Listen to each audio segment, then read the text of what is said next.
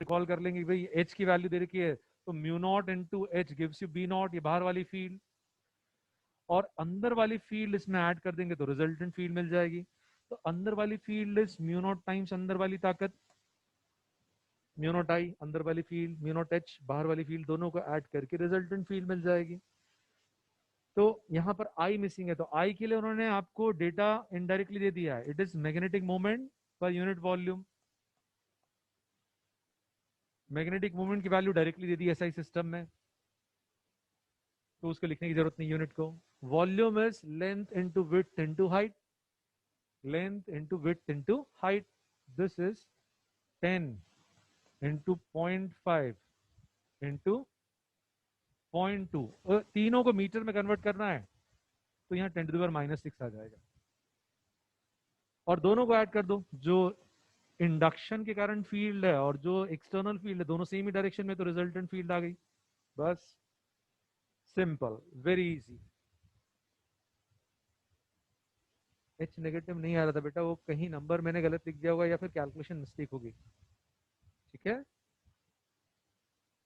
तो यहां पर कल जो आपने फॉर्मूले देखे यदि वो आपको याद है या आप रिकॉल कर सकते हैं तो फटाफट ये क्वेश्चन बन जाएगा।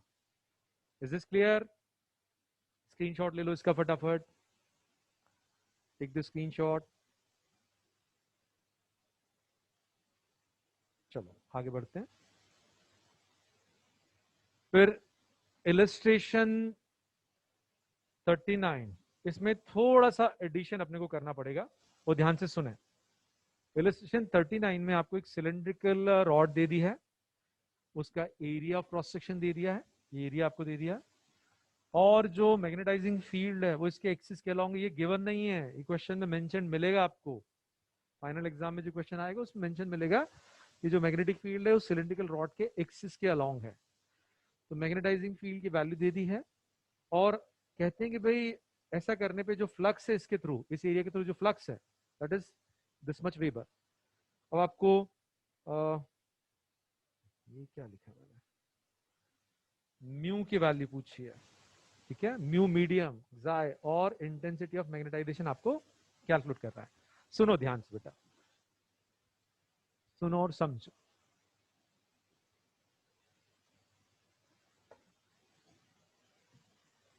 थोड़ा सा बैकग्राउंड, जैसे अपन ने इलेक्ट्रोस्टैटिक में पढ़ा है कि कोई एक प्लेन एरिया है, किसी इलेक्ट्रिक फील्ड में रखा है उसको, तो फ्लक्स के लिए सिर्फ फील्ड का परपेंडिकुलर कंपोनेंट रिस्पॉन्सिबल होता है, जो फील्ड का पैरेलल कंपोनेंट है उसका फ्लक्स से कोई लेना देना नहीं है, ये हम जानते हैं। तो यहां पर यदि इस एरिया के थ्रू फ्लक्स कैलकुलेट करना है, flux is simply E perpendicular into area. Same concept magnetic flux के लिए भी लगेगा, सेम कॉन्सेप्ट लगेगा। कैसे यूज करेंगे, मान लीजिए कोई प्लेन एरिया है और मैग्नेटिक फील्ड में रखा है, तो मैग्नेटिक फील्ड का सिर्फ परपेंडिकुलर कंपोनेंट फ्लक्स के लिए रिस्पॉन्सिबल होगा, जो पैरेलल कंपोनेंट है उसका फ्लक्स क्रॉसिंग से कोई लेना देना नहीं है। तो इधर भी यदि हमको इस प्लेन एरिया के थ्रू फ्लक्स कैलकुलेट करना है, तो flux, magnetic flux is simply B perpendicular into area. और यूनिट आपको मेमोराइज करना है, आज करो या इलेक्ट्रोमैग्नेटिक इंडक्शन में जहां फ्लक्स कैलकुलेशन देखने वाले हैं वहां मेमोराइज करो, कोई फर्क नहीं पड़ता। दिस इज वेबर, इसको मेजर करते हैं वेबर में, और शॉर्ट फॉर्म डब्ल्यू बी। तो ये जो फ्लक्स है ये वेबर में आ गई, मैग्नेटिक फील्ड टेस्ला, और एरिया मीटर स्क्वायर, तो tesla is also weber per metre square. तो ये आपको याद करना ही, आगे याद करना है, यहाँ याद कर लो, क्योंकि ये डिराइव थोड़ी कर सकते कि मैग्नेटिक फ्लक्स की जो यूनिट है वो वेबर आई, कोई तरीका थोड़ी होता, वो तो मेमोराइज ही करना है। तो फ्लक्स जो है वो वेबर में, उसकी एसआई यूनिट, और ये टेस्ला और ये मीटर स्क्वायर। तो ये यूनिट की बात बता दी, और ये आप इलेक्ट्रोस्टैटिक से इन्फर कर सकते हैं। अब इसे यूज करेंगे अभी, अब इस फॉर्मूले को यहां यूज करेंगे, ठीक है। और देखो ध्यान से, यहां ये जो क्वेश्चन है इसमें उन्होंने क्या डेटा दिया है भाई, इसको यदि अपन मैग्नेटिक फील्ड में रखते हैं, ठीक है, तो एक तो एक्सटर्नल फील्ड है यहां पर, है ना, H into mu naught external field, और एक्सटर्नल फील्ड है और इंडक्शन के कारण इधर एक और फील्ड डेवलप हो जाएगी, ये म्यू नॉट इनटू एच और ये इंड्यूस्ड फील्ड, इन दोनों का सम रिजल्टेंट फील्ड जो कि फ्लक्स डिसाइड करेगी, दोनों इस डायरेक्शन में। तो जो रिजल्टेंट फील्ड है वो इसके एक्सिस के अलॉन्ग है, और ये एरिया अपने को दे दिया है। यदि अपने को ये फील्ड दे रखी है तो इस एरिया के थ्रू रिजल्टेंट फील्ड इधर ही आएगी, और इस एरिया के थ्रू फ्लक्स निकालना है। तो ये तो परपेंडिकुलर कंपोनेंट ही हो गया। जो रिजल्टेंट फील्ड है वो परपेंडिकुलर डायरेक्शन में ही है, कोई पैरेलल कंपोनेंट है ही नहीं। तो यहाँ पे फ्लक्स के लिए जो फॉर्मूला अपन यूज करेंगे, that is B perpendicular, that is B resultant into A. अब यदि अपने को बी और ए मालूम है तो फ्लक्स की वैल्यू मिल जाएगी, और यहाँ पे फ्लक्स और एरिया की वैल्यू दे दी है तो रिजल्टेंट फील्ड मिल जाएगी। यहां से अपने को रिजल्टेंट फील्ड मिल जाएगी। मतलब थोड़ा सा कंफ्यूज करने वाला काम कर दिया उन्होंने। It is illustration 39 on page number 59। ठीक है, तो ये जो डेटा दे रखा है, यदि ये बैकग्राउंड नहीं मालूम है तो आप इसको यूज नहीं कर पाओगे। तो थोड़ा सा बैकग्राउंड मैंने तैयार कर दिया। Flux is B perpendicular into area और बी परपेंडिकुलर रिजल्टेंट फील्ड, पूरी की परपेंडिकुलर डायरेक्शन में, पूरी की पूरी परपेंडिकुलर डायरेक्शन में। तो बी इज 5/a। अब आगे यहां से तो आपको रिजल्टेंट फील्ड की वैल्यू मिलेगी, और एच आपको ये रिलेशन याद रखना है, B resultant is mu of medium into H. ये आपने जो डेटा दे रखा है उसको यूज करके निकाल ली। एच इज गिवन, तो यहां से म्यू ऑफ मीडियम की वैल्यू मिल जाएगी। पहला कैलकुलेशन, म्यू ऑफ मीडियम, इसकी वैल्यू आ गई।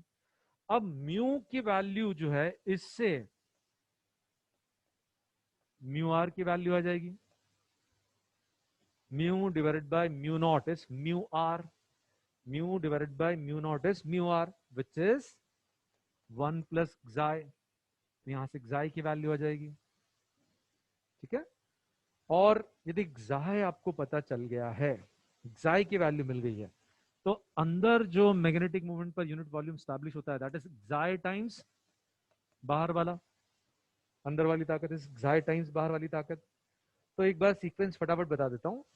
फ्लक्स निकालना है तो मैग्नेटिक फील्ड दे दी जाएगी और एरिया दे दिया जाएगा। तो B into A gives you flux. अभी फ्लक्स और एरिया दे दिया है तो मैग्नेटिक फील्ड निकल जाएगी। तो magnetic field is flux divided by area. तो यहां इस एक्सप्रेशन से मैग्नेटिक फील्ड मिल जाएगी, resultant field. Resultant field is mu of medium into H, है ना। ये रिलेशन याद रखना। तो यहां से आपको एच की वैल्यू दे रखी है, बी की वैल्यू दे रखी है, तो म्यू की वैल्यू मिल जाएगी। म्यू को म्यू नॉट से डिवाइड करेंगे तो म्यू आर आ जाएगा। Mu R is 1 plus xi, इसमें से 1 सब्ट्रैक्ट कर देंगे तो xi आ जाएगा, और I is equal to xi times h। Please take the screenshot फटाफट।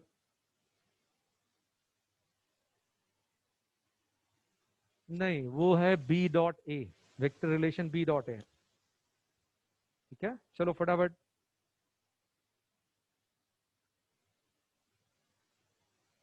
अरे मैंने ये पूछा था फिजिक्स में 160 प्लस किसके हैं? Anybody above 160? अमोघ बहुत ही बढ़िया, आदित्य बहुत बढ़िया, अमोघ आदित्य। और कोई? Anybody above 170? आज फुल स्ट्रेंथ नहीं है।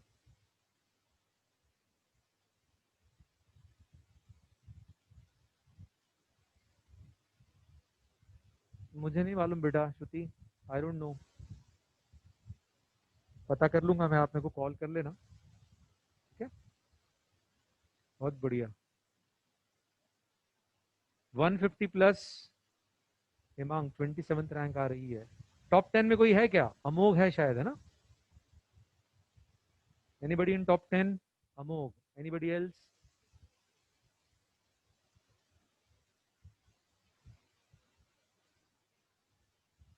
ओके, बढ़िया बेटा। और कोई? Good good good. रिजल्ट आ गया है बेटा, आप देखना। ग्रुप पे अभी डाला है कि नहीं डाला मुझे नहीं मालूम।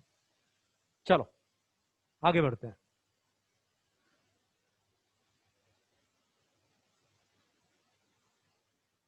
अब अपन मैग्नेटिक मटेरियल्स का टॉपिक चालू कर रहे हैं, तो पहले स्क्रीनशॉट लेने के पहले सुने मैं जो कहना चाहता हूँ, ठीक है? सुने ध्यान से। ये जो रिलेशन है, अंदर जो magnetic moment per unit volume establish होता है, दैट इज xi टाइम्स बाहर वाली ताकत। तो ये रिस्पॉन्स फैक्टर है।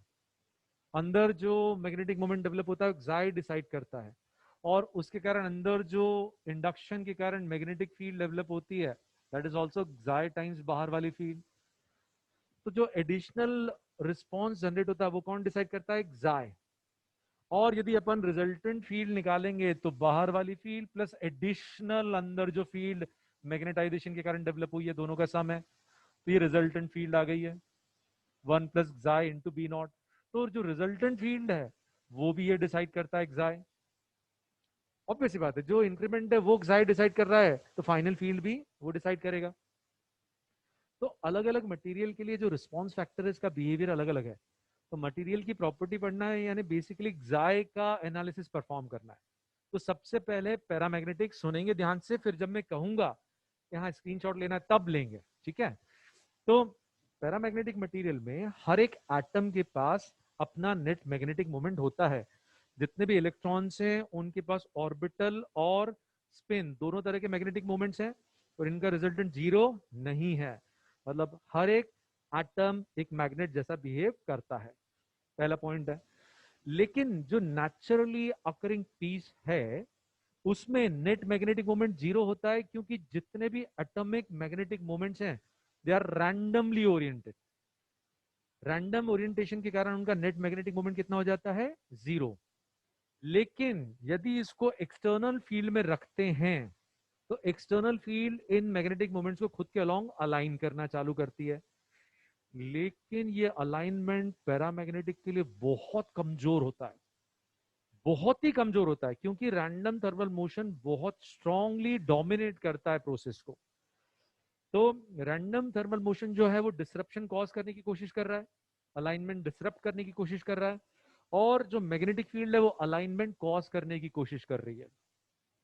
तो जब एक्सटर्नल फील्ड में इसको रखते हैं तो ये मैग्नेटाइज तो होता है, लेकिन बहुत वीकली।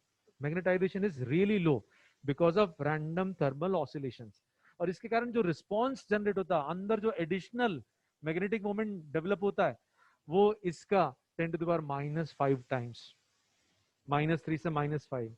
यहां पर जो अंदर एडिशनल फील्ड डेवलप होती है वो इस एक्सटर्नल फील्ड की सिर्फ 10⁻⁵ टाइम्स, यानी निग्लिजिबल।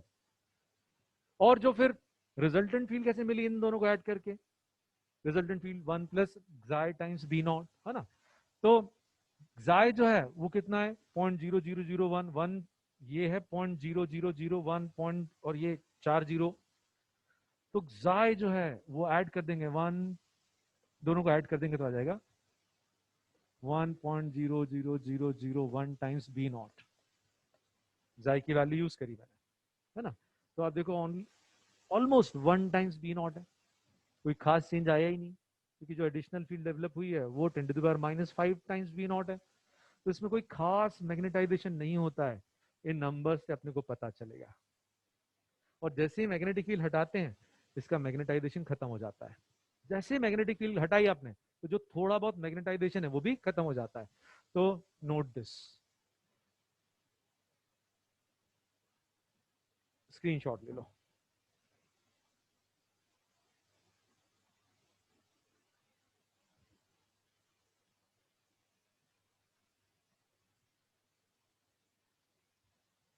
एक मिनट।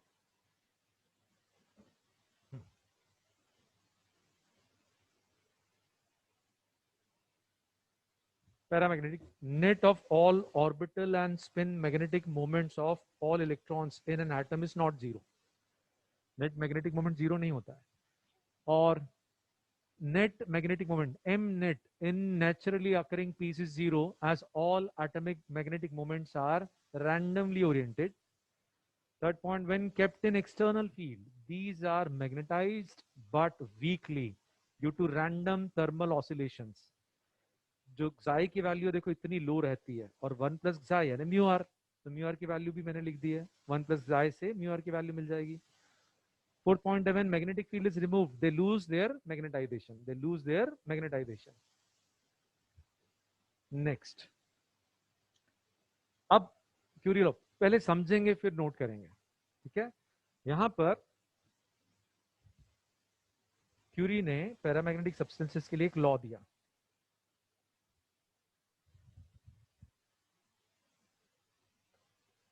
लॉ समझो कि भाई ये जो जाय है या जो magnetic moment per unit volume material acquire कर रहा है उसके लिए एम यूज कर रहा हूं मैं। अपन ने आई यूज किया, कुछ ऑथर्स आई यूज करते हैं, कुछ एम यूज करते हैं, और एम अपन मैग्नेटिक मोमेंट के लिए भी यूज करते हैं। तो एनसीईआरटी ने एम यूज किया है, magnetic moment per unit volume के लिए भी एम यूज कर दिया है, मैग्नेटिक मोमेंट के लिए भी एम यूज कर दिया है।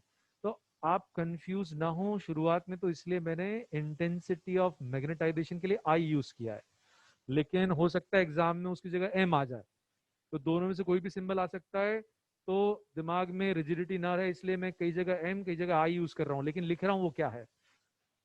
तो जो आई है और एम जो है that is given by C B not by T. ये लॉ दिया क्यूरी ने। क्या कहता है ये लॉ कि जो पैरामैग्नेटिक सब्सटेंस का magnetic moment per unit volume है, इंटेंसिटी ऑफ मैग्नेटाइजेशन है, वो यदि अपन टेम्परेचर फिक्स रखेंगे तो मैग्नेटिक फील्ड जितनी बढ़ाएंगे अलाइनमेंट उतना बढ़ेगा, मैग्नेटिक फील्ड जितनी बढ़ाएंगे अलाइनमेंट उतना बढ़ेगा।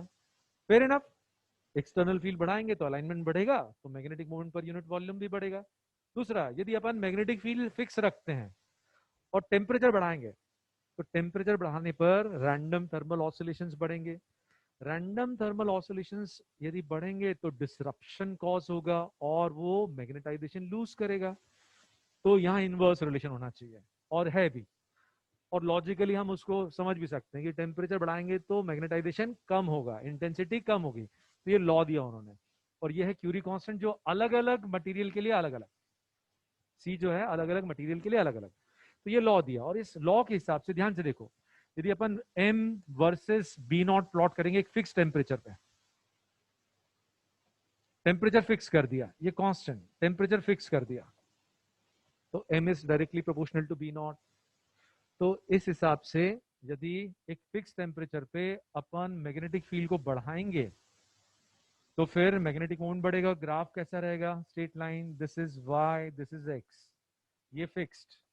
एक मटेरियल के लिए सी तो कांस्टेंट होता है और टेम्परेचर भी फिक्स कर दिया, तो ग्राफ ऐसा जाना चाहिए क्यूरी लॉ के हिसाब से। लेकिन एक्चुअल में ऐसा नहीं जाता है। बहुत हाई फील्ड पे क्या होता है, सुनिए ध्यान से, यहां पर यदि अपन मैग्नेटिक फील्ड बढ़ाएंगे तो जो अलाइन होने वाले एटम्स उनका नंबर बढ़ेगा। मान लो यहाँ पे 1000 एटम्स है, एक एग्जांपल, बहुत ज्यादा होते हैं। बढ़ते बढ़ते बढ़ते 1000 की 1000 अलाइन हो गए, सब के सब अलाइन हो गए। मान लीजिए इस मैग्नेटिक फील्ड पे जाके यहाँ एम या आई और इधर ये मैग्नेटिक फील्ड, इस मैग्नेटिक फील्ड पे 1000 की 1000 एटम्स अलाइन हो गए हैं। तो बताओ अब इसके बाद एक्सटर्नल फील्ड बढ़ाने पर इंटेंसिटी बढ़ेगी क्या मैग्नेटाइजेशन की? इसके बाद बढ़ेगी क्या? नो, इसके बाद नहीं बढ़ेगी। तो इसके यहां सैचुरेशन आ गया, जहां सारे एटम्स अलाइन हो जाते हैं, that point is called saturation point. और सैचुरेशन पॉइंट के बाद ये ग्राफ ऐसा हो जाता है। क्यूरी लॉ कहता है कि भाई ये बढ़ता चले जाएगा, बट रियल बिहेवियर ऐसा होता है कि एक पॉइंट के बाद सैचुरेशन आ जाता है, उसके बाद अब और इंटेंसिटी ऑफ मैग्नेटाइजेशन बढ़ना बंद हो जाती है, maximum value, this is saturation. तो ये यहां पूरा मैंने शो किया। क्यूरी लॉ ये कहता है M is C B not by T, M या आई, ठीक है। रुक जाओ स्क्रीनशॉट लेने के पहले। और ये अभी मैंने एक्सप्लेन कर दिया। इसके हिसाब से यदि अपन M versus B naught graph plot करेंगे फिक्स टेम्परेचर पे, M versus B naught, M versus B not, ये कांस्टेंट है, तो एक स्ट्रेट लाइन, ये क्यूरी लॉ। लेकिन एक्चुअल बिहेवियर ऐसा रहता है कि यहां आके जितने भी एटम्स सब अलाइन हो गए, तो एक्चुअल बिहेवियर आगे चल के सैचुरेशन पे ऐसा हो जाता है। This occurs at very high magnetic field.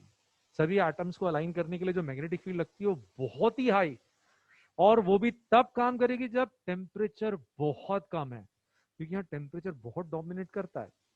जो रैंडम थर्मल ऑसिलेशंस है वो डोमिनेटिंग फैक्टर है। तो भाई बहुत लो टेम्परेचर पे, नियर अबाउट 1 केल्विन पे बहुत हाई मैग्नेटिक फील्ड अप्लाई करने पे सैचुरेशन आता है। तो this is condition of saturation. तो ये डिविएशन है, ये है क्यूरी लॉ, और ये उससे डिविएशन है which occurs at very high magnetic field at very low temperature. और यदि अपन इसको देखें, इसको कन्वर्ट कर सकते हैं इसमें, मैंने ये लिखा है this can be written as this, कैसे वो भी समझो। एम या आई जो है, इधर लिख रहा हूं, एम या I, M is equal to C B not by T. M या I is xi times H, this is mu not times H, H cancel हो जाएगा।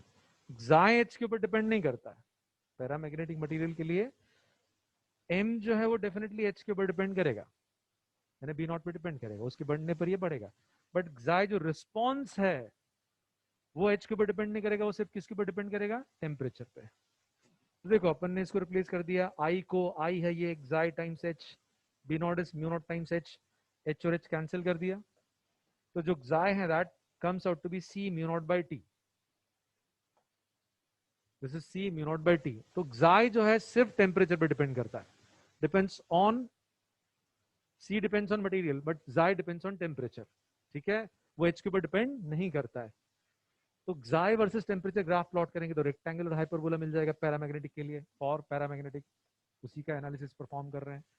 और लास्ट पॉइंट जो याद रखना है, ये जो पैरामैग्नेटिक सब्सटेंस है it experiences very weak force, बहुत छोटा फोर्स एक्सपीरियंस करता है, किधर से किधर, जहां फील्ड की वैल्यू कम है वहां से उस तरफ जाने की टेंडेंसी रहती है जहां फील्ड ज्यादा है।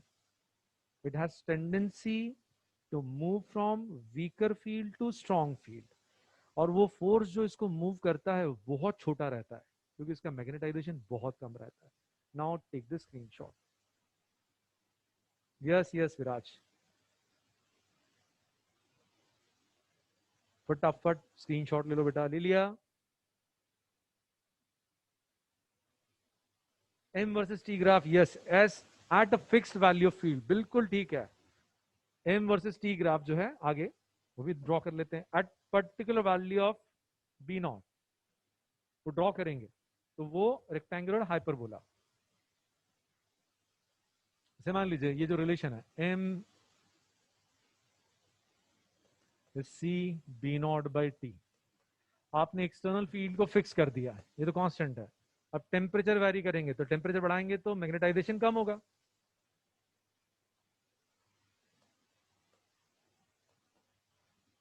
बिल्कुल ठीक, इसमें कोई प्रॉब्लम नहीं है, ठीक है, तो कोई दम वाली बात नहीं। अब एक question, simple question, paramagnetic substance के लिए -73 डिग्री सेल्सियस पे xi की वैल्यू दे दी आपको। xi जो है वो टेम्परेचर के ऊपर डिपेंड करता है, ये अभी अपन ने देखा, xi is inversely proportional to temperature. तो -73 डिग्री सेल्सियस पे xi की वैल्यू दे दी आपको, और आपको किसी दूसरे टेम्परेचर पे पूछ लिए, एक टेम्परेचर पे वैल्यू दे रखी है, दूसरे पे पूछी है, तो देखो ध्यान से, xi is inversely proportional to temperature, तो जो xi कैलकुलेट करना है उसके कॉरेस्पॉन्डिंग टेम्परेचर नीचे लिख देते हैं, ठीक है, जो xi कैलकुलेट करना है उसके कॉरेस्पॉन्डिंग टेम्परेचर नीचे, और जो xi दे रखा है 6 × 10⁻⁻⁴, उसके कॉरेस्पॉन्डिंग टेम्परेचर ऊपर आ जाएगा, और बहुत फटाफट कैलकुलेट कर सकते हैं। माइनस साइन कैंसिल कर दिया, 73 कैंसिल कर दिया, यू गेट 1/1, तो xi की वैल्यू आ गई। एकदम सही है ये, इज दिस करेक्ट भाई? यहाँ पे मजाक नहीं कर रहे अपन, एक तो यहाँ टेम्परेचर केल्विन में होना चाहिए, जो टी है दैट इज इन केल्विन, तो ये ध्यान रखना, जल्दीबाजी में मान लो ये पॉजिटिव वैल्यूज दे रखी है ना, तो ये गलती हो सकती है, ये एज इट इज रख दी, तो दोनों टेम्परेचर केल्विन में होना चाहिए, तो जो xi ऊपर है उसके कॉरेस्पॉन्डिंग टेम्परेचर नीचे आएगा, केल्विन मत लिखो आप, और जो इधर 6 है, ये जो xi नीचे है उसके कॉरेस्पॉन्डिंग टेम्परेचर केल्विन में ऊपर, तो xi आ गया। दिस इज ओके, 12 × 10⁻⁻⁴ बिल्कुल ठीक है, ठीक है, चलो, बहुत इजी क्वेश्चन है इसका, न्यूमेरिक कैलकुलेशंस बहुत कम आते हैं इसमें, थ्योरेटिकल क्वेश्चंस ज्यादा आते हैं। अब अपन समझते हैं फेरोमैग्नेटिक। फेरोमैग्नेटिक में ऐसा होता है कि हर एक एटम के पास अपना नेट मैग्नेटिक मोमेंट होता है, जैसे कि पैरामैग्नेटिक के एटम के पास अपना नेट मैग्नेटिक मोमेंट होता है। सभी इलेक्ट्रॉनिक ऑर्बिटल और स्पिन मैग्नेटिक मोमेंट्स का रिजल्टेंट जीरो नहीं आता है, तो हर एक एटम के पास अपना मैग्नेटिक मोमेंट रहता है। लेकिन यहां मैग्नेटिक मोमेंट की वैल्यू भी सेम रहती, जो फेरोमैग्नेटिक के एटम के पास रहती है वही पैरामैग्नेटिक के एटम के पास रहती है, ठीक है। लेकिन डिफरेंस कहां क्रिएट होता है, यहां पर जो आसपास के एटम्स हैं, नेबरिंग एटम्स हैं, वो खुद ही आपस में इंटरेक्ट करके खुद ही अलाइन हो जाते हैं। एक ग्रुप ऑफ एटम्स क्या करता है, एक ग्रुप ऑफ एटम्स आपस में इंटरेक्ट करके खुद ही अलाइन हो जाते हैं, और ये जो ग्रुप है ये कहलाता है डोमेन, ठीक है। यहां और पैरामैग्नेटिक में जो डिफरेंस है वो है कि पैरामैग्नेटिक में हर एक एटम अलग अलग बिहेव करता है, फेरोमैग्नेटिक में एक ग्रुप पूरा, एक बड़ा ग्रुप खुद बिना एक्सटर्नल फील्ड के मदद के आपस में इंटरेक्ट करके अलाइन हो जाते हैं। तो वो ग्रुप कहलाता है डोमेन, और एक डोमेन में जितने भी एटम्स होते हैं वो सेम डायरेक्शन में अलाइन हो जाते हैं। तो मान लीजिए एक सिंपल डायग्राम ड्रॉ कर रहा हूं।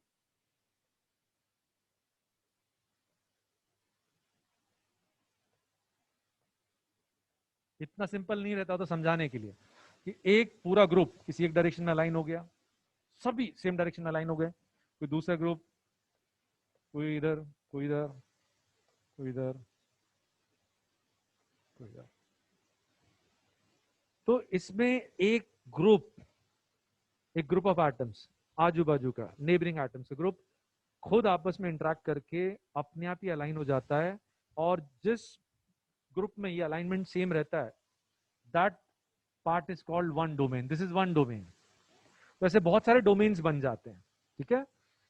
लेकिन और इसके सारे एटम्स सेम डायरेक्शन में अलाइंड हैं, तो इसका मैग्नेटिक मोमेंट बहुत हाई रहता है, और यहां पर रैंडम थर्मल मोशन का असर बहुत कम रहता है। रैंडम थर्मल मोशन का असर इन ग्रुप्स के ऊपर बहुत कम रहता है। उसका कारण समझो, जैसे मान लीजिए बहुत तेज तूफानी हवा चल रही है और लोग अलग अलग खड़े हैं ग्राउंड पे, तो किसी भी एक व्यक्ति के लिए अपना ग्राउंड होल्ड करना, एक जगह खड़े रहना बिना गिरे बहुत मुश्किल है। लेकिन ऐसे हजारों लोग खड़े हैं और सब हाथ में हाथ डाल के स्ट्रांगली एक बॉन्ड बना लेते हैं, सब इकट्ठे हो गए, एक बॉन्ड बना लेते हैं, तो तेज हवा के लिए भी उनको हिलाना मुश्किल हो जाएगा। जैसे एक छोटा सा पत्थर तेज हवा में वो लुढ़क जाएगा, लेकिन ये छोटे छोटे पत्थर मिलकर एक पहाड़ बना लेते हैं स्ट्रॉन्ग बॉन्डिंग के साथ, तो पहाड़ के ऊपर हवा का असर नहीं होता है। तो इनके अलाइनमेंट के ऊपर रैंडम थर्मल मोशन का असर नहीं होता है, लेकिन फिर भी इस पीस का नेट मैग्नेटिक मोमेंट जीरो क्यों आता है, क्योंकि ये जो डिफरेंट डोमेन्स हैं ये रैंडमली ओरिएंटेड रहता है। तो डोमेन स्ट्रक्चर होने के बावजूद भी नेट मैग्नेटिक मोमेंट कितना आएगा, जीरो, ठीक है। यदि हम मैग्नेटिक फील्ड स्टैब्लिश करेंगे किसी डायरेक्शन में, तो ऐसा होता है कि जो डोमेन्स इस डायरेक्शन में उनका साइज बढ़ता है, और जो अदरवाइज डायरेक्टेड है उनका साइज कम होना चालू हो जाता है। ऐसा क्यों, क्योंकि जैसे अब ये इस इसको एक मैग्नेट जैसा ट्रीट कर सकते हो, इसके पास मैग्नेटिक मोमेंट है ना, तो इसको आप एक बड़े मैग्नेट जैसा ट्रीट कर सकते हो, इसका मैग्नेटिक मोमेंट इस डायरेक्शन में, ये मैग्नेटिक फील्ड इसको घुमाएगी इधर, तो ये इसके अलोंग अलाइन हो जाएगा, तो उसका साइज बढ़ेगा। तो जो डोमेन्स मैग्नेटिक फील्ड के डायरेक्शन में अलाइंड हैं उनका साइज बढ़ता है, और जो अदरवाइज अलाइंड है उनका साइज कम होता है। तो ऐसे ये जो मटेरियल है ये नेट मैग्नेटाइजेशन अक्वायर करता है, और यहां पर क्योंकि रैंडम थर्मल मोशन का असर बहुत कम है, तो मैग्नेटाइजेशन इज ह्यूज। मतलब जो रिस्पॉन्स फैक्टर है xi, this is 10 to the power 3 to 10 to the power 5।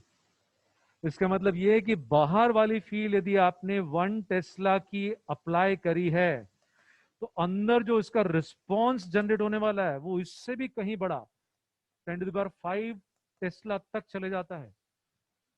क्यों, बिकॉज ऑफ डोमेन स्ट्रक्चर। और ये जो आपस में इंटरेक्ट करते हैं एटम्स, नेबरिंग एटम्स, इनका जो आपस में इंटरेक्शन है that is called exchange coupling, that is called exchange coupling, जो कि एक क्वांटम इफेक्ट है जिसको क्लासिकल फिजिक्स से एक्सप्लेन नहीं कर सकते। और ये आपस में जो इंटरेक्ट करते हैं इनके मैग्नेटिक मोमेंट्स, सिर्फ स्पिन मैग्नेटिक मोमेंट्स आपस में इंटरेक्ट करते हैं। कौन से मैग्नेटिक मोमेंट्स आपस में इंटरेक्ट करते हैं, स्पिन, इसका ऑर्बिटल से लेना देना नहीं है। तो अब स्क्रीनशॉट को मैं एक्सप्लेन करता हूं, अभी आप नोट मत करना, स्क्रीनशॉट मत लेना। फेरोमैग्नेटिक के लिए किसी भी एक एटम का नेट मैग्नेटिक मोमेंट जीरो नहीं है, ठीक है, but magnetic moments of neighbouring atoms interact with each other and get aligned spontaneously over macroscopic volumes called domains. जो बड़ी बड़ी वॉल्यूम्स में ये खुद अलाइन हो जाते हैं, that volume is called domain, जिसमें सबका अलाइनमेंट सेम रहता है. और एनसीईआरटी में दे रखा है कि जो साइज ऑफ डोमेन है that is of this order, 1 mm size का रहता है डोमेन अप्रोक्सीमेटली, और उसमें 10^11 एटम्स रहते हैं ऑन एन एवरेज. ठीक है, एग्जैक्ट नंबर नहीं है, एक ऑर्डर बता रहे हैं. 10^11 एटम्स के आसपास उसमें नंबर ऑफ एटम्स रहते हैं एक डोमेन में. और फिर आगे, this interaction is basically between spin magnetic moments and this effect is called exchange coupling. जो आपस में इंटरेक्ट करके खुद अलाइन हो जाते हैं ना, ये कहलाता है एक्सचेंज कपलिंग. ये क्वांटम इफेक्ट है, मतलब इसको क्लासिकल फिजिक्स यूज करके एक्सप्लेन नहीं किया जा सकता. और फिर in natural material these domains are randomly oriented, hence m net is 0. Now take the screenshot.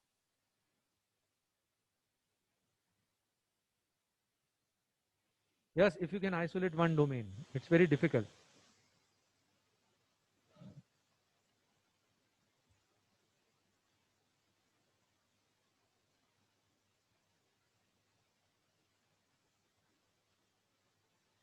Yes, almost 10 to the power 6 times the paramagnetic. Yes, yes, yes. Very strong magnetic property.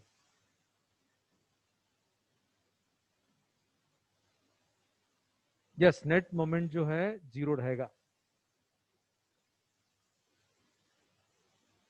Diamagnetic बिल्कुल अलग है बेटा, अभी उस पर आएंगे तो आपको समझ में आएगा, अभी नहीं तो डिविएशन आ जाएगा. आयरन, सॉफ्ट आयरन, कोबाल्ट, निकल, बहुत सारे एग्जांपल्स है जो आपको घोटना है, मॉड्यूल में दे रखे हैं. अब आगे सुनेंगे ध्यान से, फिर बाद में आपको स्क्रीनशॉट लेना है. When ferromagnetic material is kept in magnetic field, then domains in the direction of field grow in size. जो domains field के direction में है उनका size बढ़ता है, and size of others decreases. Such materials acquire very high magnetic moment due to exchange coupling. वहां पर paramagnetic में भी हर एक एटम के पास उतना ही मैग्नेटिक मोमेंट होता है जितना कि फेरोमैग्नेटिक मटेरियल के एक एटम के पास होता है. उसमें कोई वेरिएशन नहीं आता है. लेकिन यहाँ पे यूनिटी है तो टेम्परेचर ज्यादा असर नहीं कर पाता है. बहुत स्ट्रॉन्ग मैग्नेटाइजेशन, बहुत स्ट्रॉन्ग अलाइनमेंट होता है तो बहुत हाई मैग्नेटिक फील्ड होती है. और size of order of 10^3 to 10^5. तो म्यू आर इसमें 1 ऐड कर देंगे तो ऑलमोस्ट इसी ऑर्डर का मिलेगा. 1 plus xi is mu R, तो इसी ऑर्डर का मिलेगा. ठीक है, यस, इसके थ्योरेटिकल क्वेश्चंस आएंगे और ये बहुत इंपॉर्टेंट है. नहीं अजीत, जब तक उसमें डोमेन होना चाहिए 1 mm साइज का, तब वो मैग्नेट जैसा बिहेव करेगा. अच्छा, इसमें एक बहुत खास बात, even on removal of magnetic field it retains magnetisation. इसमें ऐसा होता है कि आप एक्सटर्नल फील्ड हटा भी दोगे तो भी सभी डोमेन्स रैंडमली डिस्पर्स नहीं होंगे. ठीक है, कुछ डोमेन्स अभी भी अलाइंड रहेंगे, सबके सब नहीं रह पाएंगे, ये बात सही है. कुछ डोमेन सभी भी अलाइंड रहेंगे तो उनके कारण इसके पास मैग्नेटिक मोमेंट रहता है मैग्नेटिक फील्ड हटाने के बावजूद भी. तो इसलिए परमानेंट मैग्नेट बनाने के लिए इनको यूज करते हैं. क्योंकि भाई परमानेंट मैग्नेट बनाना है आपको, तो किसी एक मटेरियल को आपने मैग्नेटिक फील्ड में रख के मैग्नेटाइज कर दिया, और जैसे मैग्नेटिक फील्ड हटाई और वो डीमैग्नेटाइज हो गया, तो अब वो मैग्नेट थोड़ी रह गया, अब आपके कोई काम का नहीं. परमानेंट मैग्नेट तो हर समय मैग्नेट जैसा बिहेव करने वाला होना चाहिए. तो फेरोमैग्नेटिक मटेरियल यूज किया जाता है परमानेंट मैग्नेट बनाने के लिए, क्योंकि मैग्नेटिक फील्ड हटाने के बावजूद भी बहुत हाई मैग्नेटाइजेशन रिटेन करना है, क्योंकि बहुत सारे डोमेन्स अलाइंड रहते हैं, कुछ ही डिसरप्ट होते हैं. ठीक है, फिर एक और पॉइंट, इसके बिहेवियर पे टेम्परेचर का असर पड़ता है. कैसे पड़ता है वो समझना है. जैसे अपन टेम्परेचर बढ़ाते चले जाएंगे, फेरोमैग्नेटिक सब्सटेंस को मैग्नेटाइज कर दिया, अब उसका टेम्परेचर बढ़ा रहे हैं, तो एक पर्टिकुलर टेम्परेचर के ऊपर जाके डोमेन स्ट्रक्चर खत्म हो जाएगा. एक पर्टिकुलर टेम्परेचर के ऊपर जाके डोमेन स्ट्रक्चर मतलब एक्सचेंज कपलिंग इफेक्ट खत्म हो जाएगा और वो पैरामैग्नेटिक जैसा बिहेव करने लग जाएगा. ये जो आपस में इंटरेक्शन है खत्म हुआ, तो फिर फेरोमैग्नेटिक और पैरामैग्नेटिक में डिफरेंस ही नहीं रह गया। तो एक पर्टिकुलर टेम्परेचर जो कहलाता है क्यूरी टेम्परेचर, उसके ऊपर डोमेन स्ट्रक्चर टूट जाता है, एक्सचेंज कपलिंग इफेक्ट खत्म हो जाता है, तो ये फेरोमैग्नेटिक पैरामैग्नेटिक में कन्वर्ट हो जाता है। और ये टेम्परेचर जिसके ऊपर ऐसा होता है that is called Curie temperature. जिस टेम्परेचर के बाद ये कन्वर्जन हो जाता है उसको कहते हैं क्यूरी टेम्परेचर, जो कि अलग अलग मेटल के लिए, अलग अलग मटेरियल के लिए अलग अलग रहता है, डिपेंड्स ऑन मटेरियल होना चाहिए।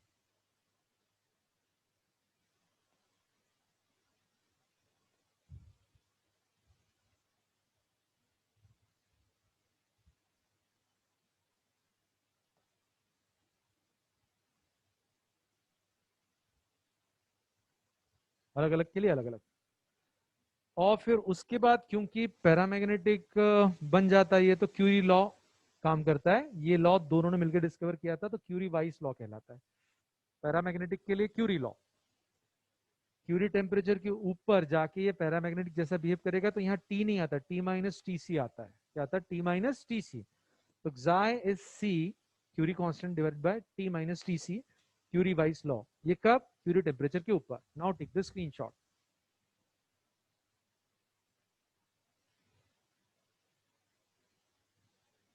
नहीं नहीं, बहुत हाई नहीं होता है, अलग अलग मेटल के लिए अलग अलग होता है।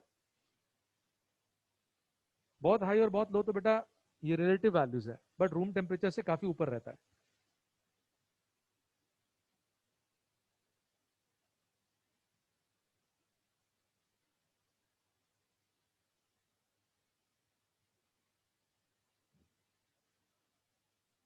हाँ, कूल करने पे वापस से वो फेरोमैग्नेटिक में कन्वर्ट हो जाएगा, लेकिन अलाइन आपको करना पड़ेगा, वापस से अलाइन तो करना ही पड़ेगा।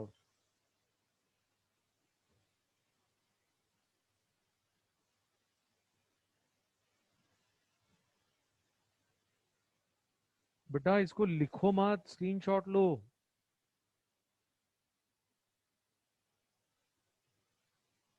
यस यस बेटा मीमा, बिल्कुल ठीक।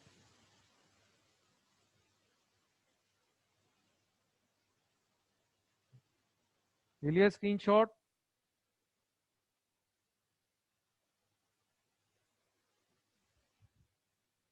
और फिर लिखें, it experiences very strong force from weak to strong field.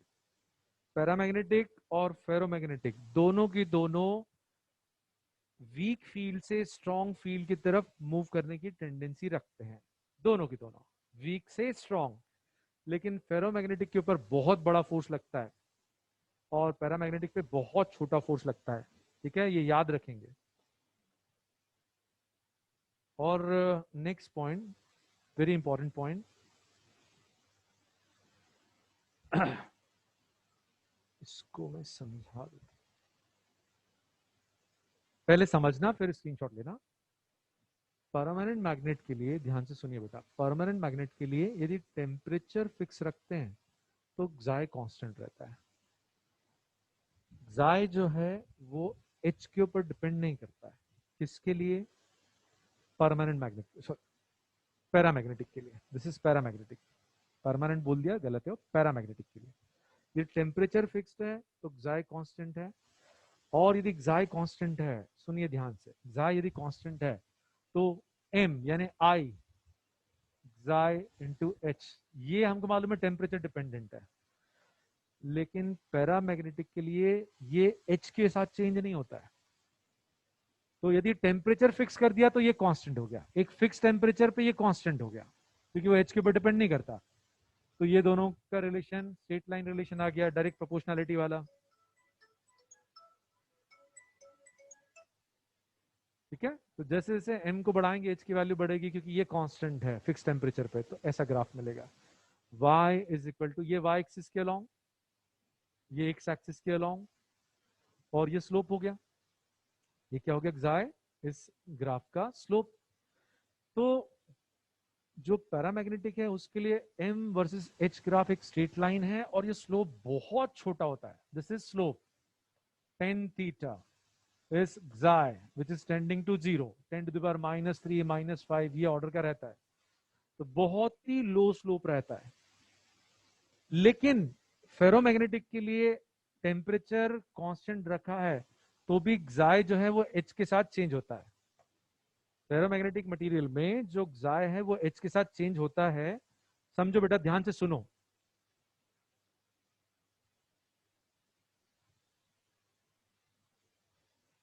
इसका फील्ड डेवलप करो।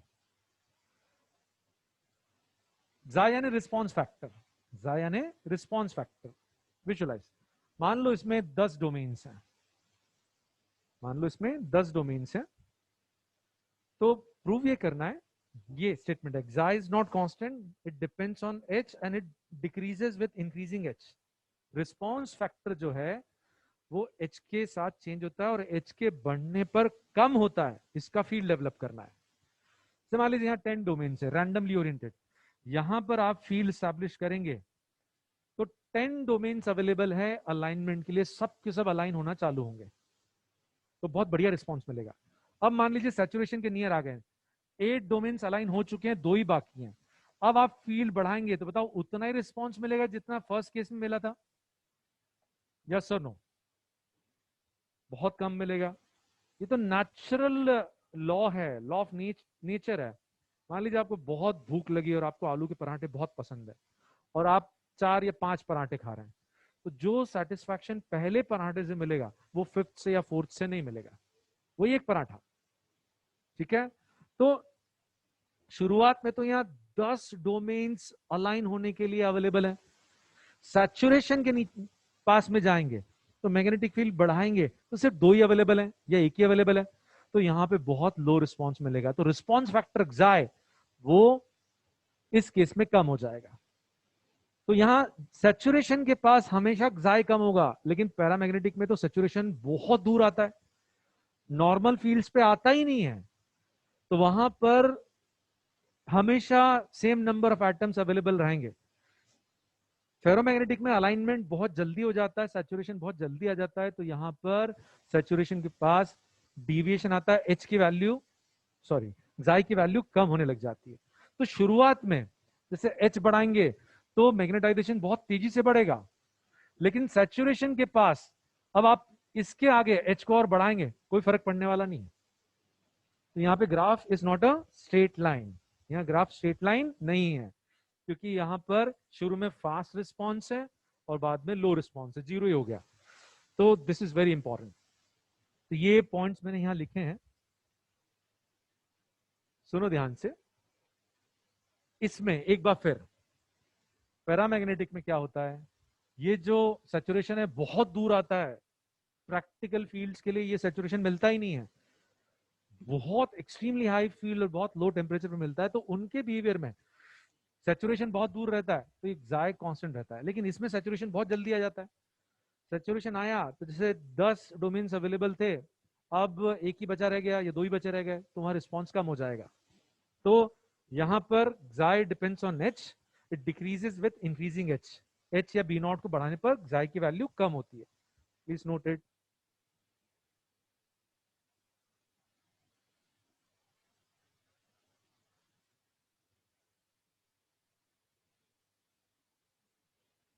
खा लो भाई अजीत, आलू के पराठे जितने चाहे उतने खा सकते हो। तो फिर जब आपने कभी खाना चालू किया तो आज तक क्यों नहीं खा रहे हैं?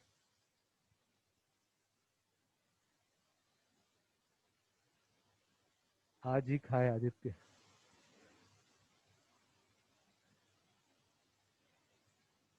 फेरोमैग्नेटिक को अभी बताया तो है बेटा कि जैसे जैसे अपन जैसे शुरुआत में 10 डोमेन्स हैं, तो फील्ड बढ़ाएंगे तो 10 की 10 अलाइनमेंट के लिए अवेलेबल हैं, तो खूब तेजी से मैग्नेटिक मूवमेंट बढ़ेगा। लेकिन जहां सैचुरेशन के पास चले गए, अब 2 ही बाकी हैं, पहले 10 अलाइनमेंट के लिए अवेलेबल थे, अब मैग्नेटिक फील्ड बढ़ाएंगे तो अलाइनमेंट उतना ज्यादा नहीं बढ़ेगा, तो शुरू में मैग्नेटाइजेशन तेजी से बढ़ेगा, बाद में वो धीरे धीरे बढ़ेगा और सैचुरेशन के बाद तो बढ़ना ही बंद हो जाएगा। ठीक है, सैचुरेशन हो गया, देखो चित्रांशी ने कहा सैचुरेशन हो गया। Harshit, saturation of paramagnetic is possible, बिल्कुल पॉसिबल है, अभी बताया थे ना, 1 केल्विन के आसपास टेम्परेचर रख के बहुत हाई फील्ड स्टैब्लिश करेंगे तो वहां सैचुरेशन आता है, और ये बताया तो था, लेकिन वो प्रैक्टिकल फील्ड्स के लिए पॉसिबल नहीं है। ये सैचुरेशन आया ना, ये लिखा ना, नॉर्मली आता नहीं है, it is extreme condition.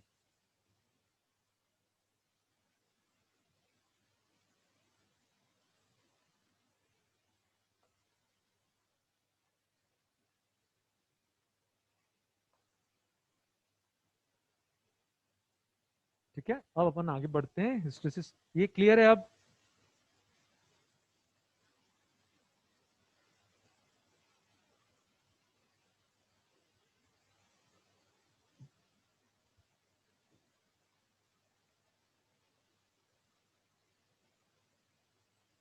Same ही बेटा, दोनों सेम ही है, सेम ही है इसमें सब, सेम ही पैरामीटर्स है. अब अपने को समझना है हिस्टेरिसिस. बहुत ध्यान से सुने. स्क्रीनशॉट लेने के पहले समझ लें, इसका फील्ड डेवलप करें.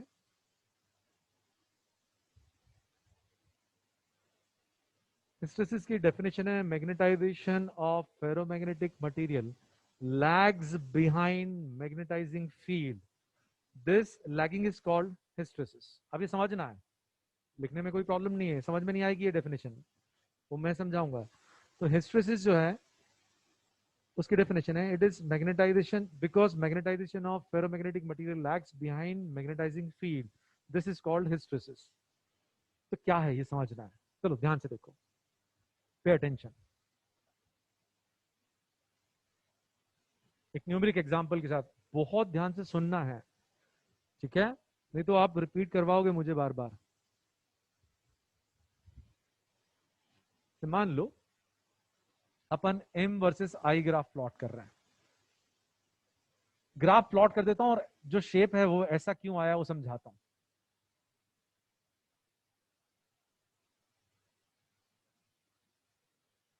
m या i ग्राफ वर्सेस h, ये शेप क्या है ये समझना है. तो एक सिंपल एग्जांपल से, न्यूमेरिक एग्जांपल से समझते हैं कि मान लीजिए ये वाला डायरेक्शन आपने पॉजिटिव माना है और आपने एक फेरोमैग्नेटिक मटेरियल यहां रखा है, एक पीस रखा है जिसमें 4 डोमेन्स है. एक एग्जांपल ले रहा हूं बेटा समझाने के लिए, ठीक है. तो 4 डोमेन से और चारों रैंडमली ओरिएंटेड है, कोई इधर है, कोई उधर है, कोई इधर, कोई इधर. एक सिंपल एग्जांपल ले लिया मैंने, 2 ही डायरेक्शन लिए, इधर या इधर, समझना आपने को. तो अभी ये डायरेक्शन पॉजिटिव है, इधर वाला डायरेक्शन पॉजिटिव है. यहां पर बाहर वाली कोई फील्ड नहीं है, तो H की वैल्यू कितनी है, 0. बाहर वाली ताकत कितनी है, 0. तो नेट मैग्नेटिक मोमेंट भी इसका 0 है. अब यदि अपन इस डायरेक्शन में H को बढ़ाएंगे यानी B0 को बढ़ाएंगे, एक ही बात है, H को पॉजिटिव डायरेक्शन में बढ़ाएंगे तो अब डोमेन्स इधर अलाइन होना चालू होंगे. ठीक है, H को बढ़ाते चले जाएंगे, बढ़ाते चले जाएंगे, कभी ना कभी ये चारों अलाइन हो जाएंगे, वो सैचुरेशन कंडीशन. तो मान लो यहाँ पे जो फील्ड है, ये वैल्यूज भी मैं लिख देता हूं.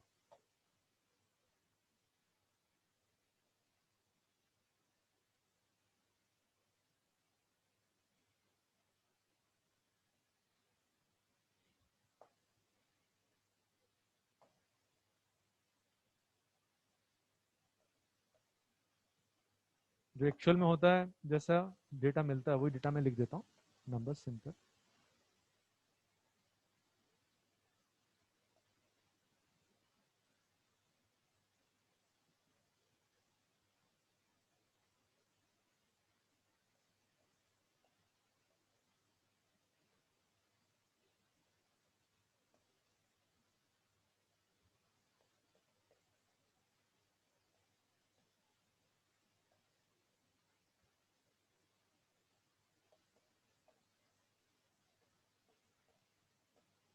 इधर H की वैल्यूज हैं, इधर magnetic moment per unit volume की वैल्यूज हैं. ठीक है, चलो. जब H की वैल्यू 0 है, नेचुरली अकरिंग पीस को रखा है, H की वैल्यू 0 है, तो नेट मैग्नेटिक मोमेंट भी कितना है, 0. यहां से शुरुआत करते हैं. अब धीरे धीरे H को इधर बढ़ाएंगे तो डोमेन्स इधर अलाइंड इधर घूमना चालू होंगे. तो 100 की H पर, 100 एम्पियर पर मीटर की H पर सैचुरेशन आ गया, मतलब ये कंडीशन, चारों की चारों अलाइन हो गए, 100 पे चारों की चारों अलाइन हो गए. This is point, this is first, this is second point. Second, H की वैल्यू आपने 100 स्टैब्लिश करी, तब ऐसा हुआ कि फुल अलाइनमेंट आ गया और जो magnetic moment per unit volume है वो 200 है. ठीक है, अच्छा. अब आगे ध्यान से सुनना. अब हमने वापस एच को कम करना चालू किया, अब वापस इधर आ रहे हैं, मतलब एच की वैल्यू कम हो रही है, ये ग्राफ लौट के आ रहा है। इस पॉइंट पर एच की वैल्यू यानी एक्स कोऑर्डिनेट कितना हो जाएगा, 0। तो आपने बाहर वाली फील्ड को हटा दिया, बाहर वाली फील्ड को हटाया, फिर भी इसके पास नेट मैग्नेटिक मोमेंट रह गया। इसको यार थोड़ा नंबर 100 लिख देता हूं, क्योंकि जो एग्जांपल में ले रहा हूं उसके हिसाब से 100 सूटेबल है। हाइट वो आधी नहीं दिख रही, लेकिन मान लेते हैं। तो यहां ऐसा हुआ, जब आपने इस फील्ड को 0 कर दिया तो भी इसके पास मैग्नेटिक मोमेंट रह गया, तो सारे डोमेन्स अभी डिस्पर्स नहीं हुए हैं। तो यहां ऐसा हुआ कि दो अभी भी अलाइंड है और एक रैंडम थर्मल मोशन के कारण डिसअलाइन हो गया। थोड़ा असर तो पड़ता है। तो जब ये फील्ड आपने 0 कर दी, ये एच की वैल्यू 0 कर दी, तो जो चारों लाइन थे उनमें से एक जो है गड़बड़ हो गई और ये दोनों आपस में कैंसिल हो गए, अब सिर्फ दो ही रह गए। तो एक्सटर्नल फील्ड 0 होने के बावजूद भी सारे के सारे रैंडमली ओरिएंटेड नहीं हुए, कुछ अभी भी एक्सचेंज कपलिंग के कारण अलाइंड हैं। तो ये वाला पॉइंट कि भाई एच बाहर वाली फील्ड तो पहले 0 हो गई, लेकिन मैग्नेटाइजेशन 0 नहीं हुआ है, अभी भी उसके पास मैग्नेटाइजेशन है। तो ये पीछे रह गया, एच की वैल्यू बाहर वाले फैक्टर की वैल्यू 0 हो गई, लेकिन ये अभी घर लौट के नहीं आया, मैग्नेटाइजेशन 0 नहीं हुआ है। तो वो पीछे रह गया ना। पहले कौन 0 हो गया, बाहर वाली फील्ड, मैग्नेटाइजिंग फील्ड 0 हो गई है, लेकिन मैग्नेटाइजेशन अभी 0 नहीं हुआ है, वो बाद में 0 होगा। पहले एच 0 हो गई है, तो ये लैगिंग बिहाइंड को कहते हैं हिस्टेरेसिस। ठीक है। तो यहां पर एच की वैल्यू 0 हो गई, लेकिन आई अभी भी है। अच्छा, ये सेकंड पॉइंट हुआ, ये थर्ड पॉइंट हो गया, ये थर्ड पॉइंट जहां एच की वैल्यू 0 हो गई। अब यदि हम इसको डीमैग्नेटाइज करना चाहते हैं, तो ये वाले को एक और को इधर घुमाना पड़ेगा, इसको इधर घुमाना पड़ेगा।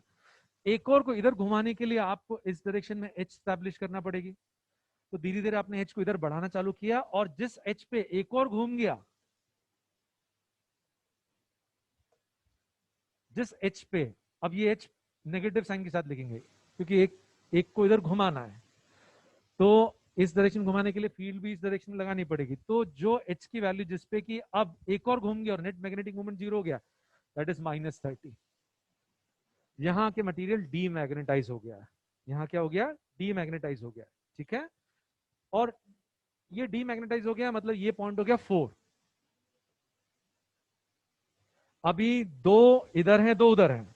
यदि हम इसको और बढ़ाएंगे इधर, तो ये बाकी के दो हैं वो भी अलाइन हो जाएंगे, है ना। जो उधर अलाइंड है वो इधर अलाइन हो जाएंगे। तो ये फील्ड जब इस डायरेक्शन में वापस 100 के बराबर हो जाएगी, तो फिर ये चारों की चारों अलाइन हो जाएंगे इधर, और वही मैग्नेटिक मोमेंट मिलने वाला है। तो ये जैसी इस डायरेक्शन में -100 हुई, एच की वैल्यू -100 हुई, तो ये जो +200 था ये -200 हो गया, ये 0.5।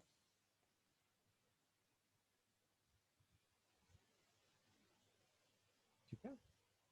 और उसके बाद अब आप इस फील्ड को जो 100 है इसको 0 कर देते हो।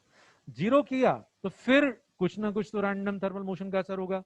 तो देखो वापस अब एच की वैल्यू को आप 0 की तरफ लेके जा रहे हो, इधर जा रहे हो, वापस एच को 0 कर रहे हो। तो यहाँ पे फिर ऐसा होगा कि भाई एक जो है वो डिसरप्ट हो गया, तो ये कैंसिल हो गया, और दो अभी भी अलाइंड है इस डायरेक्शन में। दो जब अलाइंड है तो एच की वैल्यू कितनी मिल रही थी, 100। जहां एच 0 था तो यहाँ -100, ये -100 आई की वैल्यू। ठीक है। और यदि हम, ये हो गया पॉइंट नंबर 6। अब यदि हम इसका मैग्नेटाइजेशन 0 करना चाहते हैं, तो एक और को उधर घुमाना पड़ेगा, इसको भी उधर घुमाना पड़ेगा। तो उसके लिए इस डायरेक्शन में एच को बढ़ाना पड़ेगा। एच को बढ़ाएंगे इस डायरेक्शन में और वैल्यू 30 करेंगे, तो एक और घूम जाता है। ये दो तो कैंसिल हो ही रहते, एक और उधर घूम गया, ये वाला भी इधर घूम गया, तो फिर से एच की वैल्यू कितनी होगी, 0। और इसको और बढ़ाएंगे अपन, इसको 100 कर देंगे, तो चारों के चारों फिर से अलाइन हो जाएंगे। तो this is one complete cycle.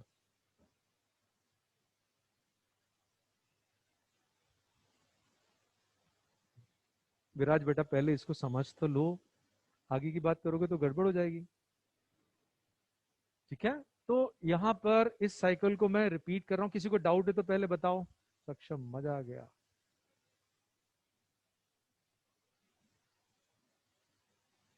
मस्त है, -1W क्या है? -1W कहाँ लिखा? -100 है बेटा,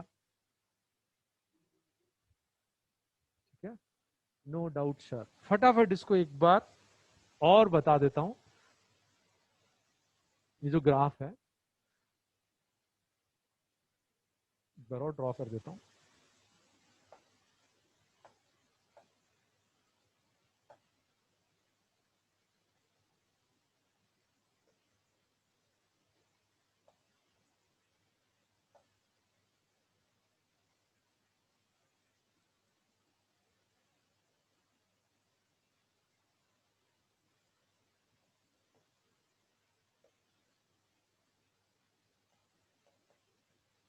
जीरो से अपन ने, जीरो मैग्नेटाइजेशन से, जहां चारों रैंडमली ओरिएंटेड है, वहां से इस किसी एक डायरेक्शन में फील्ड बढ़ाना चालू करी। और वैल्यूज भी हम लिख देते हैं, एच की वैल्यू, और अब की बार या ठीक है, वैल्यूज तो मैं बोल देता हूँ। आपने एच की वैल्यू बढ़ा के इतनी कर दी कि चारों की चारों अलाइन हो गए। तो चारों के अलाइन होने पर यहाँ पर सैचुरेशन आ गया। अब और कोई डोमेन बचा ही नहीं रहा, तो सैचुरेशन आ गया, जहाँ चारों के चारों एक डायरेक्शन में अलाइंड है, ये वाला पॉइंट। फिर आपने, और एच इस डायरेक्शन में, अब आपने इस फील्ड को जीरो कर दिया, तो कुछ ना कुछ तो डिसरप्शन आएगा, ठीक है। तो अब एच जीरो हो गया, लेकिन सारे के सारे डिस्टर्ब नहीं होंगे। मान लो एक डिस्टर्ब हो गया, एक एग्जांपल, कुछ डिस्टर्ब हो जाते हैं, कुछ डिस्टर्ब हो जाते हैं, लेकिन सारे डिस्टर्ब नहीं होते। तो जो डिस्टर्ब हुए वो अपने साथ किसी को कैंसिल कर देंगे, लेकिन जो अभी अलाइंड है उनके कारण कुछ नेट मैग्नेटिक मोमेंट रह जाएगा एच की वैल्यू जीरो करने पर। तो यहाँ एच की वैल्यू जीरो हो गई, और इसने अभी भी मैग्नेटाइजेशन रिटेन किया है। जितना ज्यादा मैग्नेटाइजेशन ये रिटेन करेगा, उतना बढ़िया परमानेंट मैग्नेट बनेगा। बाहर वाली फील्ड जीरो होने पर ये जितना ज्यादा मैग्नेटाइजेशन रिटेन करता है, ये उतना बढ़िया परमानेंट मैग्नेट बनाएगा। क्योंकि हम चाहते हैं परमानेंट मैग्नेट हमेशा मैग्नेट जैसा बिहेव करे। तो मैग्नेटाइजिंग फील्ड हटाने के बाद भी उसको मैग्नेट जैसा बिहेव करना है, तो ये रिटेंटिविटी, इसको कहते हैं रिटेंटिविटी, आगे लिखाऊंगा मैं, ये बहुत हाई होना चाहिए। और फिर अभी हम चाहते हैं डीमैग्नेटाइज हो जाए, तो भैया डीमैग्नेटाइज करना है तो इसको और घुमाना पड़ेगा, कुछ और को भी इधर घुमाना पड़ेगा, ताकि नेट जीरो हो जाए। तो अब इस डायरेक्शन में एच की वैल्यू स्टैब्लिश करना पड़ेगी। ये नेगेटिव एच, ये वो एच है जहां पर एम की वैल्यू कितनी हो गई, जीरो। तो ये वो मैग्नेटाइजेशन है जिससे कि अब नेट मैग्नेटिक मोमेंट कितना हो गया, जीरो। ये भी घूम गया, तो ये नेट जीरो हो गया। तो ये वो एच की वैल्यू है जिससे कि डीमैग्नेटाइज हो रहा है। एच की वो वैल्यू जिससे कि मटेरियल डीमैग्नेटाइज हो जाता है, उसको कहते हैं कोएर्सिविटी। आगे लिखाऊंगा, अभी सिर्फ सुनो, पूरा लिखा हुआ है आगे। तो एच की वैल्यू जो कि इस परमानेंट मैग्नेट को, फेरो मैग्नेट को डीमैग्नेटाइज करने के लिए अपोजिट डायरेक्शन में लगानी पड़ती है, दैट इज कॉल्ड कोएर्सिविटी। तो परमानेंट मैग्नेट के लिए ये भी बहुत हाई होना चाहिए, इजीली डीमैग्नेटाइज नहीं होना चाहिए। मान लो कोई दूसरी मैग्नेटिक फील्ड के आसपास आया वो, तो उसके मैग्नेटाइजेशन पे असर नहीं पड़ना चाहिए। तो जो एच उसको डीमैग्नेटाइज करने के लिए लगती है, एच बहुत बड़ी होना चाहिए, कोएर्सिविटी हाई होना चाहिए, तो वो इजीली डीमैग्नेटाइज नहीं होगा, ठीक है।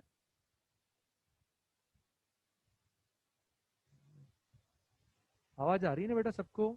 सचिन कह रहा है कि नहीं आवाज कम हो गई। आवाज तो आ रही बेटा, सचिन आप कनेक्शन चेक करो आपका, ठीक है। अच्छा, फिर हम रिवर्स डायरेक्शन में फील्ड को बढ़ाएंगे, तो जो नेट मैग्नेटिक मोमेंट जीरो हो गया है, अब वो इस डायरेक्शन में बढ़ना चालू होगा, क्योंकि ये घूमना चालू होंगे, जो इधर अलाइंड है, जो ये इधर अलाइंड है, ये वाली एच इनको इधर घुमाएगी, और कभी ना कभी चारों को घुमा लेगी। फिर सैचुरेशन आ गया अब नेगेटिव डायरेक्शन में। जितना बड़ा मैग्नेटिक मोमेंट इधर मिला था, उतना ही नेगेटिव डायरेक्शन में मिल जाएगा, तो फिर से सैचुरेशन। और फिर यदि इसको हटा देंगे, इसको जीरो कर देंगे, तो फिर कुछ डिसरप्शन हो जाएगा, कुछ डिसअलाइन हो जाएंगे। एच को जीरो करने पर ये एच जीरो हो गई, यहां पर देखो एच की वैल्यू, इस एक्सिस पे एच की वैल्यू जीरो, इधर एच पॉजिटिव इधर एच नेगेटिव, इस एक्सिस पे एच जीरो। तो फिर से कुछ कैंसिलेशन हो जाएगा, लेकिन अभी भी नेगेटिव डायरेक्शन में कुछ एच, सॉरी एम बचा रह जाएगा। तो दिस इज ऑल्सो रिटेंटिविटी, जितना यहाँ पॉजिटिव बचा रहता उतना यहाँ नेगेटिव बचा रहेगा। और फिर यदि हम इसको डीमैग्नेटाइज करना चाहते हैं, तो इधर इधर घुमाना पड़ेगा इसको, तो एच इस डायरेक्शन स्टैब्लिश करना पड़ेगी। आपने एच को बढ़ाना चालू किया, और किसी एच पे ये भी घूम जाएगा, ये घूम के उधर हो गया, तो फिर नेट कितना हो गया, जीरो। तो H की वो पॉजिटिव वैल्यू जहां पे डीमैग्नेटाइज हो जाता है वो कोएर्सिविटी, और फिर और बढ़ाएंगे तो चारों उधर अलाइन हो जाएंगे फिर से। तो ये साइकिल बार बार होगी। आप यदि मैग्नेटिक फील्ड को घुमाते जाओगे कभी इधर तो ये भी इधर इधर ऑसिलेट करता रहेगा। ठीक है, is this clear? Okay okay okay, बढ़िया बढ़िया, बहुत ही बढ़िया। अब इसके टर्म्स आपको लिखना है। यहां पे दो ग्राफ्स एक जैसे दिखते हैं, दोनों में ड्रॉ कर देता हूं।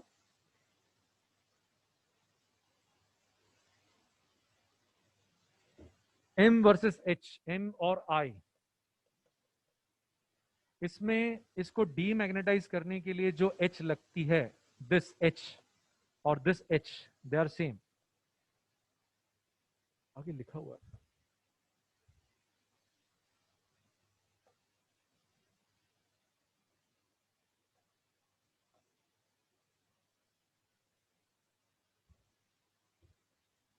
ये जो H की वैल्यू है, this is called कोएर्सिविटी।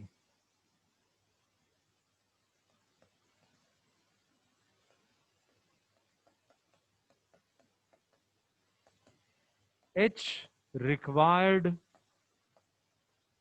to demagnetize।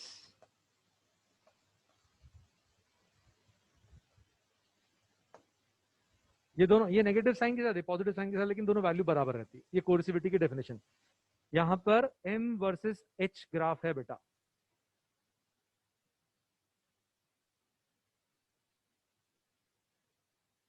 ठीक है, ये M वर्सेस H ग्राफ है। फटाफट इसका स्क्रीनशॉट ले लो।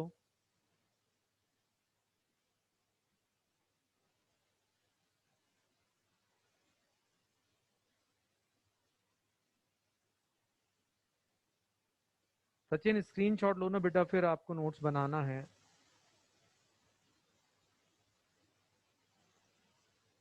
ठीक है, दिखा रहा हूं, सारी स्लाइड्स दिखाऊंगा। हिस्टेरेसिस की डेफिनेशन हो गई।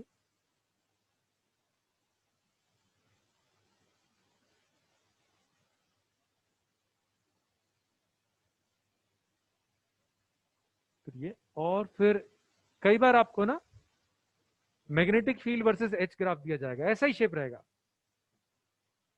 Magnetic field versus H graph यदि दे रखा है, शेप ऐसा ही रहता है, लेकिन एच के जीरो होने पे जो मैग्नेटिक फील्ड बची रहती है, अब ये मैग्नेटाइजेशन नहीं है।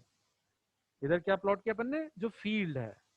ठीक है, जो एच के जीरो होने पर, इस लाइन पर एच की वैल्यू जीरो, एच के जीरो होने पे जो फील्ड बची रह जाती है, field remaining even after removal of H, this is called retentivity।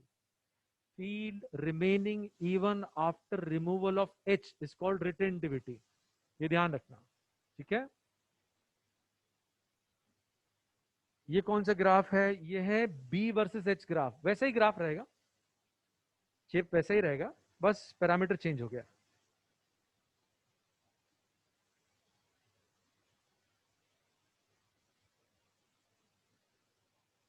BR is retentivity, field remaining, field remaining। ठीक है ना, field remaining even after removal of H, जहां एच की वैल्यू जीरो हो जाती है। इस लाइन पर एच की वैल्यू जीरो हो गई, तो भी जो अंदर फील्ड बची रह जाती है मैग्नेट के अंदर, दैट इज कॉल्ड रिटेंटिविटी।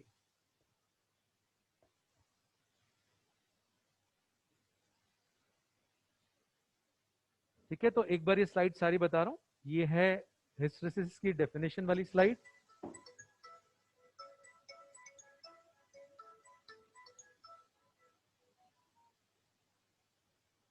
दूसरी ये ग्राफ जिसमें एम और आई वर्सेस एच ग्राफ है। तो इस ग्राफ से कोएर्सिविटी मिलती है एच की वो वैल्यू जहां की वो डीमैग्नेटाइज होता है, जो मैग्नेट है वो डीमैग्नेटाइज होता है, वो वैल्यू कहलाती है कोएर्सिविटी एम्पियर मीटर में। ठीक है, और ये डेफिनेशन हो गई कोएर्सिविटी की। एच यानी magnetic intensity required to demagnetize. फिर है बी वर्सेस एच ग्राफ, जो मैग्नेटिक फील्ड है वो भी ऐसा ही, उसका भी शेप ऐसे ही रहेगा, बी वर्सेस एच ग्राफ का भी। तो एच के जीरो होने पर जो फील्ड बची रह जाती है, दैट इज कॉल्ड रिटेंटिविटी। अब समझे, ये बहुत इंपॉर्टेंट केसेस हैं। परमानेंट मैग्नेट बनाना है आपको, तो ग्राफ ऐसा होना चाहिए। जो भी दोनों ग्राफ, M वर्सेस H या B versus H graph, broad होना चाहिए, एरिया बहुत ज्यादा होना चाहिए। ऐसा क्यों भाई? हम चाहते हैं कि H के जीरो होने पर भी वो बहुत अच्छा मैग्नेटाइजेशन, बहुत हाई मैग्नेटाइजेशन रिटेन करें। आपने उसको मैग्नेटाइज करने के लिए एक्सटर्नल फील्ड में रखा, और एक्सटर्नल फील्ड के हटाने पर वो अपनी मैग्नेटिक प्रॉपर्टी लूज कर देता है, तो वो अच्छा परमानेंट मैग्नेट नहीं है। तो उसके लिए हाई रिटेंटिविटी होना चाहिए। परमानेंट मैग्नेट के लिए हाई रिटेंटिविटी होना बहुत जरूरी है। और दूसरा भाई, उसको डीमैग्नेटाइज करना इजी नहीं होना चाहिए। गिरने पे या गर्म होने पे कई बार मैग्नेट डीमैग्नेटाइज हो जाता है, इजीली डीमैग्नेटाइज नहीं होना चाहिए। अच्छा परमानेंट मैग्नेट वो है जिसको डीमैग्नेटाइज करना आसान नहीं है, तो उसके लिए कोर्सिविटी भी बहुत हाई होना चाहिए। ये दोनों बहुत हाई होना चाहिए। तो ये वाला डायमेंशन, ये वाला डायमेंशन दोनों बहुत हाई होना चाहिए।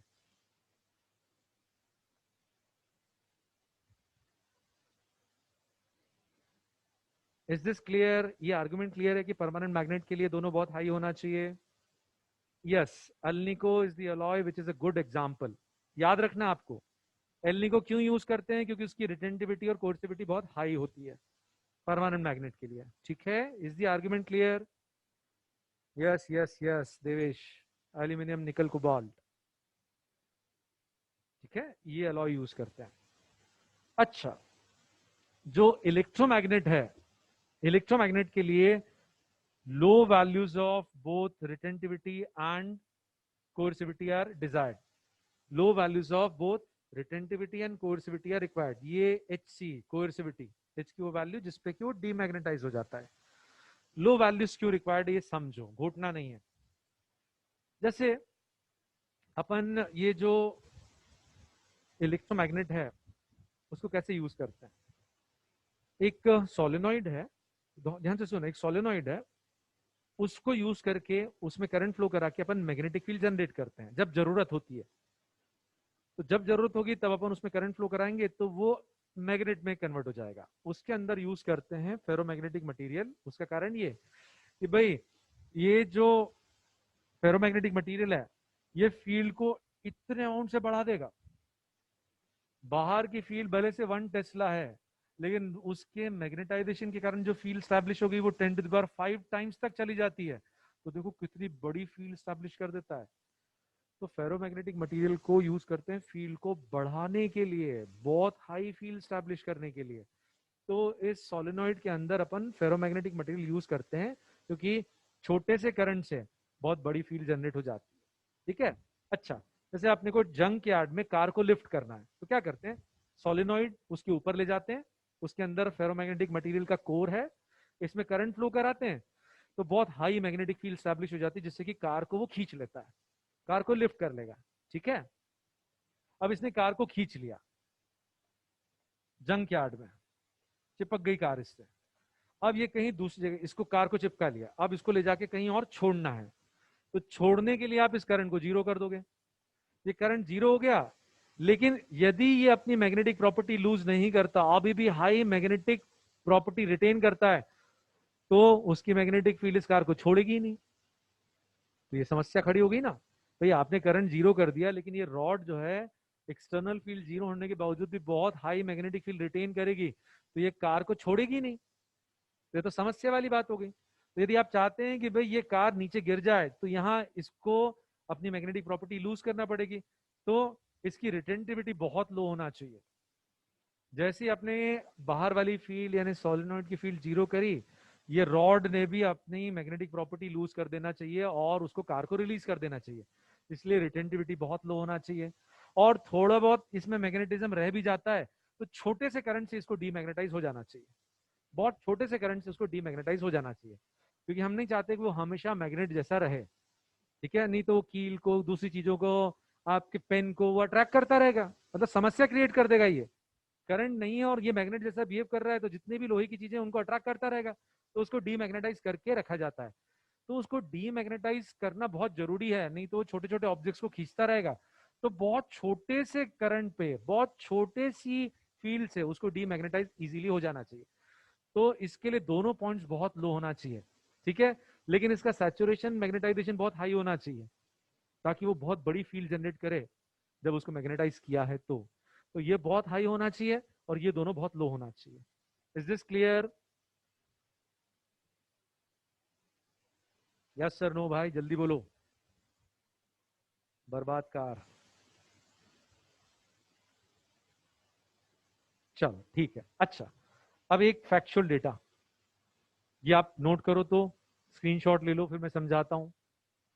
Area enclosed by hysteresis loop is equal to energy loss per unit volume is equal to energy loss per unit volume per cycle. Aditi बेटा, अभी आप रुक जाओ जरा, लास्ट में ही बता देंगे आपको, है ना? लेक्चर खत्म करूंगा तब आपको स्लाइड दिखा दूंगा। अब ये डिराइव करके नहीं दूंगा, फील करा दूंगा कि क्यों ये लॉस होता है, बस, और फिर खत्म लेक्चर आज का। बहुत इंपॉर्टेंट पॉइंट है, इसको मिस मत करना। होता क्या है कि हम बहुत बार ये जो फेरोमैग्नेटिक मटेरियल है इसको ऑल्टरनेटिंग फील्ड में रखते हैं। जैसे सोलेनॉइड है, इसके अंदर आपने फेरोमैग्नेटिक मटेरियल रखा है, ध्यान से सुनो बेटा, और इसमें ऑल्टरनेटिंग करंट फ्लो होता है। बहुत सारे केसेस में ऑल्टरनेटिंग करंट फ्लो होता है। तो कभी करंट इस डायरेक्शन में रहेगा तो मैग्नेटिक फील्ड इस डायरेक्शन में रहेगी, तो ये इधर मैग्नेटाइज हो जाएगा। और फिर आधी साइकिल के लिए करंट इस डायरेक्शन में चलेगा, और ऑल्टरनेटिंग करंट है, एसी करंट है, तो आधी साइकिल के लिए ऐसे जाएगा। तो करंट ऐसे जाएगा तो बाहर वाली फील्ड इस डायरेक्शन में हो जाएगी, तो इधर मैग्नेटाइज हो जाएगा। तो होगा ये कि ये शुरुआत में नेचुरल पीस जो है वो, उसका मैग्नेटिक मोमेंट जीरो है। जब इस डायरेक्शन में करंट फ्लो होगा तो ये इधर मैग्नेटाइज हो जाएगा। फिर रिवर्स डायरेक्शन में करंट जाएगा तो रिवर्स डायरेक्शन में मैग्नेटाइज हो जाएगा। फिर करंट इधर आएगा तो इधर मैग्नेटाइज होगा। फिर ये इधर जाएगा, कभी इधर मैग्नेटाइज होगा, कभी इधर मैग्नेटाइज होगा। तो कभी इसका मैग्नेटिक मोमेंट पॉजिटिव मिलेगा, कभी नेगेटिव मिलेगा। तो शुरुआत में तो ये सैचुरेशन तक जाएगा, फिर रिवर्स डायरेक्शन में फील्ड स्टैब्लिश करेंगे तो ये इधर जाएगा, फिर ये इधर जाएगा, फिर ये इधर जाएगा, तो बार बार ये साइकिल कंप्लीट करेगा। तो इसमें एनर्जी लॉस क्यों है, बहुत ध्यान से सुनो। ऐसे मान लो एक बहुत भारी लोहे का बॉक्स है, ये ए और ये बी, इसको बार बार उठा के मैं उल्टा करके रखता हूं, बहुत ही भारी है, इसको उठाया उल्टा करके रख दिया, अब बी ऊपर आ गया और ए नीचे चला गया। फिर मैंने उसको उठा के उल्टा कर दिया, ए ऊपर आ गया, बी नीचे आ गया। बताओ इसकी काइनेटिक एनर्जी या पोटेंशियल एनर्जी चेंज हो रही है क्या? नहीं। मैं वर्क करते चले जा रहा हूं, मैं थकता चले जा रहा हूं, जैसा ये था वैसा कि वैसा वापस हो रहा है, क्योंकि ए को नीचे ले गया, फिर घुमा के वापस ए को ऊपर ले आए, फिर ए को नीचे ले गए, फिर ए को ऊपर ले आए। तो बार बार ऐसा करने पर मैं थक जाऊंगा भाई, बहुत गर्मी लगेगी, बहुत पसीना आएगा, मैं तो अपनी एनर्जी यूज कर रहा हूं, लेकिन इसकी ना पोटेंशियल एनर्जी चेंज हो रही है ना इसकी काइनेटिक एनर्जी।